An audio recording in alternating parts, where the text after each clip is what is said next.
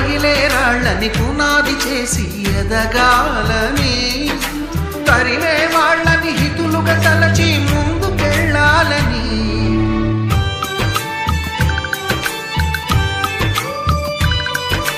కన్నుల నీటిని కలల సాగుకై వాడుకోవాలని, కాచే నిప్పుని ప్రమిదగా మలచి కాంతి పంచాలని, గుండెతో ధైర్యం చెప్పెను, చూపుతో మార్గం చెప్పెను, అడుగుతో గమ్యం చెప్పెను, నేనున్నానని నేనున్నానని, నీకేం కాదని, నిన్నటి రాతని